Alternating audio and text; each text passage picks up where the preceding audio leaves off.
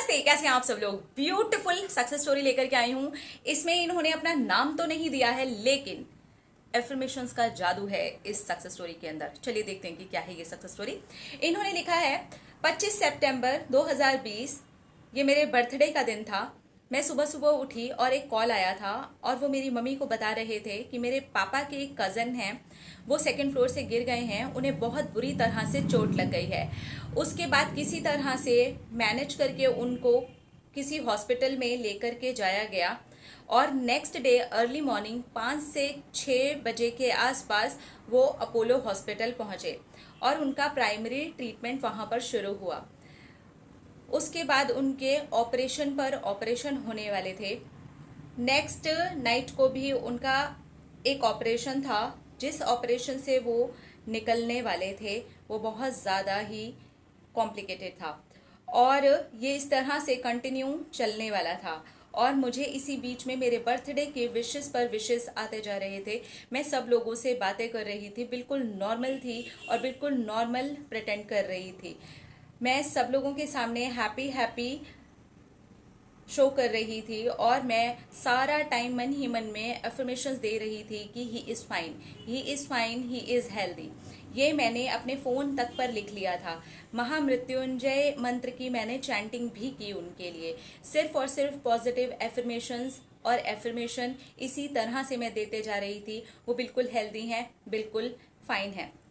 उसके बाद में मेरे बर्थडे वाले दिन जब हमें ये न्यूज़ मिल गई थी, उसके बाद भी मैंने अपना केक कट किया शाम को और बस यही बोलती रही कि वो बिल्कुल ठीक हैं, वो बिल्कुल ठीक हैं और बस वो बिल्कुल ठीक हैं। उसके बाद में ही एक मैसेज आया और उन्होंने बताया कि ऑपरेशन सक्सेसफुली अच्छे से हो गया है। बस ये सुनते ही मैं बहुत ज़्यादा खुश हो गई। मैं बहुत सच में बहुत खुश हो गई। ये बहुत बड़ी बात थी, एक तरीके का मिराकल था। और अब इस वाली बात को जानने के बाद में मैं मिराकल्स के ऊपर विश्वास करने लगी हूँ, क्योंकि वो ब्रेन सर्जरी से निकले थे जो कि बहुत ज़्यादा कॉम्प्लिकेटेड थी। उनकी बैकबोन जो थी वो फ्रैक्चर हो गई थी। लेग्स भी पूरी तरह से डैमेज हो गए थे। फ्रैक्चर थे उनके बैकबोन में भी और लेग्स में भी, और वो कोमा में भी थे।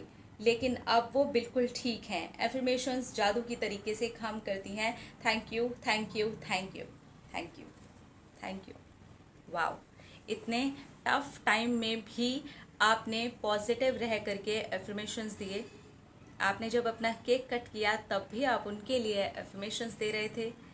आप पॉजिटिव रहे। सच में ये जो समय होता है ना, ये बहुत डिफ़िकल्ट होता है जब हमें ये पता चल जाए कि किसी का, वो भी हमारे खुद के जानने वाले, परिवार वाले, जो हमारे बिल्कुल नज़दीकी होते हैं, ख़ास तौर पर वो लोग, जब हमें ये पता चलता है तो बहुत ज़्यादा ही दुख वाला समय होता है, नहीं निकलता उतनी आसानी से। लेकिन अगर उस समय पर हम पॉजिटिव हो सकते हैं तो हम मिरेकल्स देखने के लिए तैयार हो सकते हैं। टफ टाइम में पॉजिटिव होना यानी कि फाइट बैक करना, उस टफ टाइम से अपने आप को लड़ाई के लिए तैयार कर लेना, अपने आप को ये बताना कि हम योद्धा हैं और हम युद्ध कर सकते हैं, हम लड़ने के लिए तैयार हैं और हम जीत करके ही रहेंगे। It is a really a beautiful success story. काफ़ी बड़ी सीख दे रही है कि नेगेटिव समय में भी हमें किस तरह से पॉजिटिव रहना चाहिए। अपना अपना रखिए ख्याल, अपने आप से कीजिए ढेर सारा प्यार ताकि आप अट्रैक्ट करें ढेर सारा प्यार। I love you all. Tata.